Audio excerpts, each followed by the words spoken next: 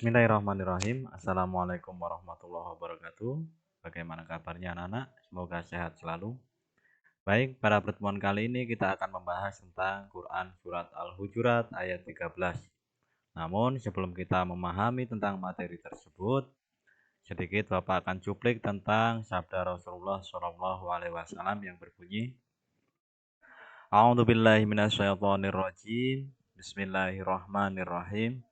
Man qara'a harfam min kitabillahi falahu bihi hasanah wal hasanatu bi asrin amsalihha la aqulu alif lam min harf walakin alifun harf walamun harf wa mimun harf.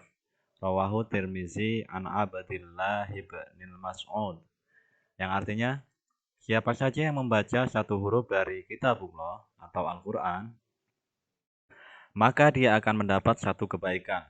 Sedangkan satu kebaikan dilipatkan pada 10. Semisalnya, aku tidak mengatakan alif lam mim satu huruf. Akan tetapi alif satu huruf, lam satu huruf, dan mim satu huruf. Jadi, pahala bisa kita bayangkan pahala yang bisa kita dapatkan ketika membaca kitab Allah atau Al-Quran.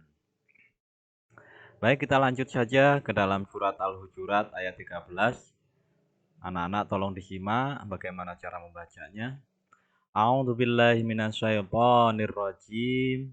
Bismillahirrahmanirrahim. Ya ayyuhan nasu inna khalaqnakum min dzakari wa unsa wa ja'alnakum syu'uban wa qabaila lita'arafu. Inna akramakum 'indallahi atqakum. Innallaha alimun khabir. Bapak ulangi sekali lagi. Bapak pelankan biar kalian bisa membacanya. A'udzu billahi minasyaitonir rajim.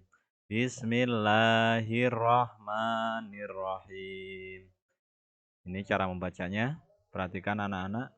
Ya ayyuhan nasu inna khalaqnakum min zakari wa unsa wa ja'alnakum syu'uban wa qabaila lita'arafu. Inna akramakum 'indallahi atqakum. Innallaha alimun khabir. Seperti itu anak-anak cara membacanya. Perlu kita ketahui bahwasanya surat Al-Hujurat itu merupakan surat yang ke-49 dalam Al-Quran. Arti dari Al-Hujurat itu sendiri adalah kamar-kamar. Di sini terjemahan keseluruhan dari surat yang Bapak bacakan tadi yaitu, wahai manusia, sungguh kami telah menciptakan kamu dari seorang laki-laki dan seorang perempuan. Kemudian kami jadikan kamu berbangsa-bangsa dan bersuku-suku agar kamu saling mengenal. Sesungguhnya yang paling mulia di antara kamu di sisi Allah ialah orang yang paling bertakwa. Allah Maha Mengetahui lagi Maha Teliti. Kemudian, hukum bacaan yang terdapat pada Quran Surat Al-Hujurat ayat 13, yaitu yang pertama adalah hunnah, yaitu apabila ada huruf mim atau nun, ada tasdidnya. Kemudian, qalqalah apabila ada huruf ba, jim, dal, to, dan qaf, ini dimatikan. Mat atau yang biasa kita sebut mat tabi'i itu jika yang pertama huruf alif mati sebelumnya ada harokat fathah. Kemudian huruf ya mati sebelumnya ada harokat kasroh. Yang ketiga huruf wawu mati sebelumnya ada harokat dhammah. Maka hukumnya adalah mat atau biasa kita sebut mat tabi'i. Mat tabi'i ini panjangnya 2 harokat. Kemudian yang keempat adalah ikhfa, yaitu jika ada huruf nun mati atau tanwin, baik itu tanwin fathah, tanwin kasroh, atau tanwin dhammah, bertemu dengan huruf ta, sa, jim, dal, zal, za, sin, shin, shod, dot, to, dha, fa, qaf, dan kaf. Hurufnya ada 15 huruf ikhfa ini. Maka kita wajib membacanya ikhfa. Contoh bacaan hunah di sini Bapak sudah tuliskan, misalnya innallaha, ada ada nun bertasdid, maka kita baca hunnah. Innallaha. Inna, jangan langsung dilepas, tetapi kita tahan dulu. Nggak boleh kita baca inallah, nggak boleh, atau inna akromakum, nggak boleh. Maka kita harus tahan dulu. In ditahan dulu. Inna akromakum, seperti itu. Kemudian contoh bacaan mat yang kita ketahui tadi, yang Bapak jelaskan, apabila ada alif mati sebelumnya ada harokat fathah, seperti bacaan ini. Ya ayyuhan nasu, ada alif mati sebelumnya harokat fathah, maka dibaca mat tobi'i atau panjangnya 2 harokat. Li ta'arofu, ini li ta'arofu, ada alif mati sebelumnya ada harokat fathah, atau wawu mati sebelumnya ada harokat tomah, ini maka hukumnya adalah mat tobi'i. Yang selanjutnya adalah qalqalah. Huruf qalqalah itu sendiri ada 5, yaitu kita singkat biar anak-anak bisa mudah menghafalnya dengan kalimat atau dengan kata baju di toko. Ba, jim, dal, to, qof, seperti itu. Di sini bisa anak-anak lihat khalaqnakum. Di sini ada huruf qof mati, maka hukumnya adalah qalqalah atau kita tebalkan atau memantul. Seperti itu. Kemudian contoh bacaan ikhfa pada surat tersebut adalah min zakari wa unsa. Di sini ada nun mati bertemu dengan huruf zal, maka hukumnya adalah ikhfa, seperti itu anak-anak. Kemudian di dalam surat Al-Hujurat ini terdapat kandungan atau isi pokok yang terdapat dalam surat tersebut, atau yang ingin disampaikan dari surat Al-Hujurat itu apa sih? Nah, ini anak-anak. Ayat ini mengandung pesan penting tentang persaudaraan manusia dan keadilan.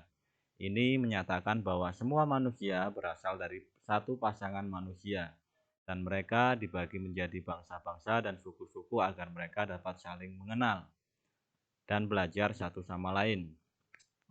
Lebih penting lagi, ayat ini menekankan bahwa nilai atau keutamaan seseorang tidak dapat diukur berdasarkan suku, bangsa, atau status sosialnya.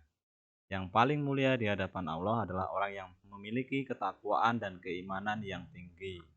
Oleh karena itu, pesan ini mengajarkan nilai-nilai persaudaraan, kesetaraan, dan keadilan di antara sesama manusia. Seperti yang kita ketahui bahwasanya manusia itu asalnya dari satu pasangan. Jadi dikatakan satu pasangan. Maka coba kita ingat kembali kisah Nabi Adam dan Hawa. Itulah satu pasangan yang akhirnya menjadi banyak sampai ke kita. Kemudian setelah mendengarkan penjelasan dari Bapak tadi, tolong kalian baca kembali surat Al-Hujurat secara baik dan benar menggunakan makhraj atau hukum-hukum yang sudah Bapak terangkan tadi.